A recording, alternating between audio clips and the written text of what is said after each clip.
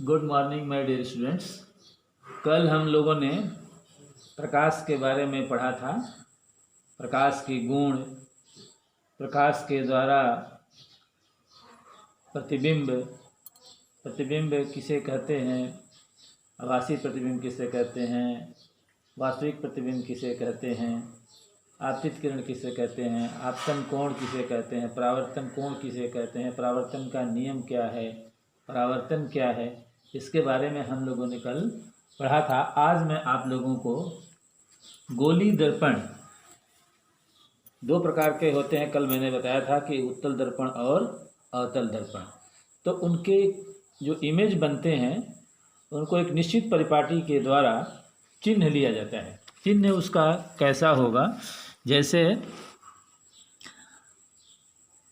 चिन्ह परिपाटी। गोली दर्पणों में प्रकाश के परावर्तन में दर्पण से वस्तु की दूरी, प्रतिबिंब की दूरी आदि को व्यक्त करने के लिए एक निश्चित चिन्ह परिपाटी का प्रयोग किया जाता है, जो कि निम्नलिखित है। नंबर 1, दर्पण पर प्रकाश किरणें सदैव बाईं ओर से आपतित होती हैं। दर्पण पर प्रकाश किरणें सदैव बाईं ओर से आपतित होती हैं। नंबर 2, सभी दूरियां दर्पण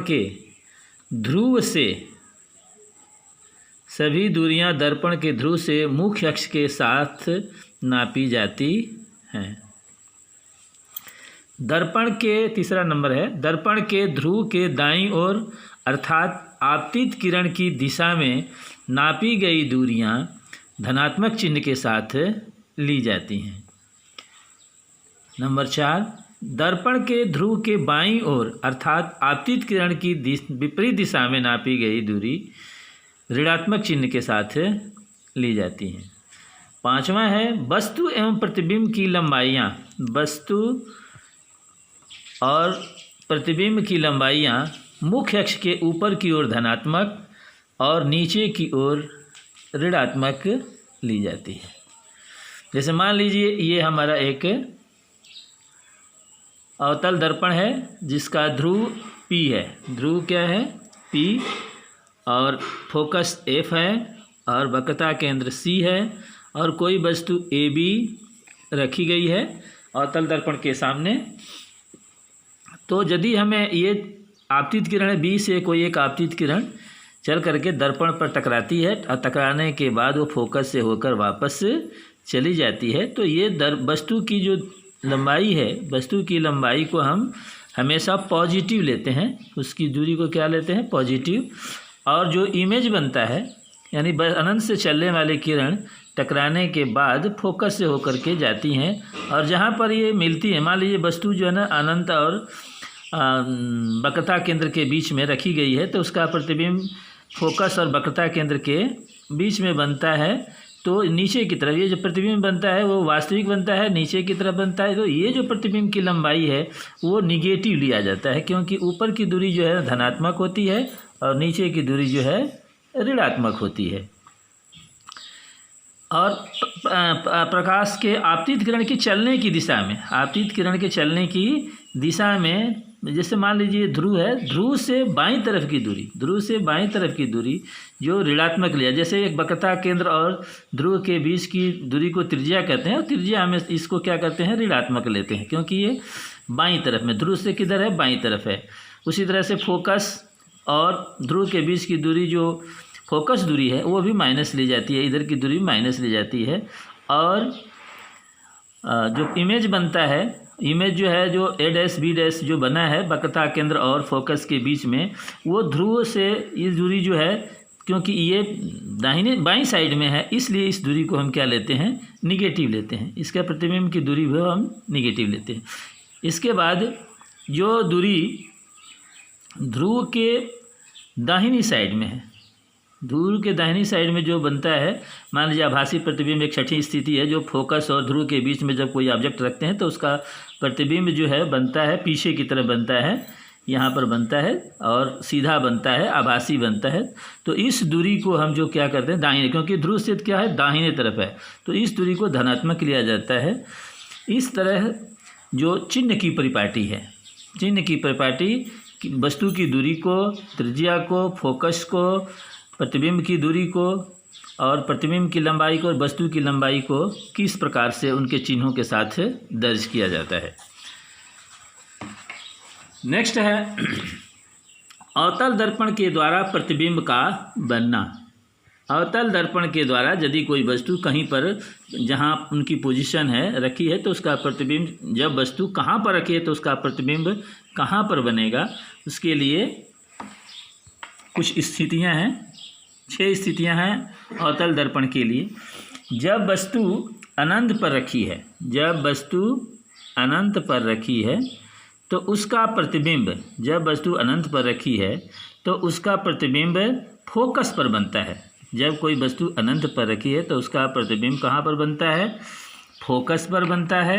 स्वभाव क्या उसका होगा, छोटा होगा, फोकस पर बनेगा, छोटा बनेगा, उल्टा यानी इन्वर्टेड बनेगा। आकार उसका बहुत ही छोटा होता है, बहुत ही डिमिनिश्ड आकार का बनता है, बहुत ही छोटा प्रतिबिंब बनता है।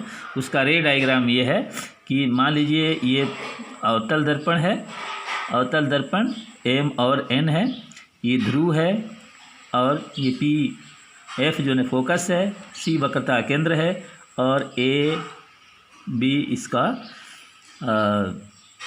वस्तु है। तो जब वस्तु अनंत से आने वाली किरणें अवतल दर्पण से टकराने के बाद फोकस से होकर के जाती हैं और वक्रता केंद्र से जाने वाली किरणें वापस उसी दिशा में लौट आ जाती है। यानी दोनों तरफ से यदि वस्तु को हम डालें अवतल दर्पण के ऊपर तो फोकस से होकर जाती है। इसका मतलब अनंत पर रखी वस्तु का प्रतिबिंब फोकस पर बनता है। ये रे डायग्राम है, उसका चित्र है। इसका मतलब ये रे डायग्राम है कि किस तरह से वस्तु का प्रतिबिंब, यदि जब कोई वस्तु अनंत पर रखी है तो उसका प्रतिबिंब कहाँ पर बनेगा। अच्छा, दूसरा है जब वस्तु वक्रता केंद्र और अनंत के बीच में रखी है। जब वस्तु को हम क्या कर देते हैं, वक्रता केंद्र और अनंत के बीच में रखते हैं तो उसका प्रतिबिंब, जब वस्तु वक्रता केंद्र और अनंत के बीच में रखी होती है तो उसका प्रतिबिंब वक्रता केंद्र और फोकस के बीच में बनता है। जैसे ये वस्तु है AB, ये रे डायग्राम है, ए से चलने वाली प्रकाश की किरण यहाँ पर टकराने के बाद दर्पण से वो फोकस से होकर के जाती है और ये जो वस्तु AB है इसका हमने रे डायग्राम जो वक्रता केंद्र से होकर के डाला है तो वापस वक्रता केंद्र से होकर के आने वाली किरणें उसी दिशा में वापस लौट जाती हैं और ये दोनों किरणें एक दूसरे को जहाँ पर काटती हैं वो उसका इमेज बनता है। यानी वस्तु का प्रतिबिंब जो है छोटा बनता है। वस्तु से क्या बनेगा, छोटा बनेगा। कहाँ पर बनेगा, वक्रता केंद्र और फोकस के बीच में बनेगा। कैसा स्थिति उसका होगा, इन्वर्टेड होगा। इन्वर्टेड का मतलब उल्टा बनेगा। और कैसा बनेगा, वस्तु से छोटा बनेगा। यह है जब वस्तु वक्रता केंद्र और अनंत के बीच में रखी हो। नंबर 3 है जब वस्तु वक्रता केंद्र पर हो। जब वस्तु वक्रता केंद्र पर हो, जब वस्तु वक्रता केंद्र पर रखी हो तो उसका प्रतिबिंब वक्रता केंद्र पर ही बनता है। जब वस्तु वक्रता केंद्र पर रखी हो तो उसका प्रतिबिंब वक्रता केंद्र पर ही बनता है। स्वभाव उसका क्या होगा, उल्टा होगा और आकार वस्तु के बराबर होगा, वास्तविक होगा। यानी प्रतिबिंब ये है वस्तु, ये चलने वाली किरण है और टकराने के बाद वो फोकस से होकर के जाती है। दूसरी किरण हमने जो फोकस से ही डाला है उस दूसरे को जा कर के जो है ना एक बिंदु पर काटती है, जिसे A' है, A' B' जो है ना इसका प्रतिबिंब बना है। यानी यदि कोई वस्तु वक्रता केंद्र के ऊपर रखी है तो उसका प्रतिबिंब वक्रता केंद्र पर ही बनता है, उल्टा बनता है, वास्तविक बनता है और जिधर वस्तु रखी है उधर ही बनता है और वस्तु के बराबर बनता है। स्वभाव इसका वास्तविक है, वक्रता केंद्र पर बनता है। चौथी पोजीशन है जब वस्तु वक्रता केंद्र और फोकस के बीच में हो।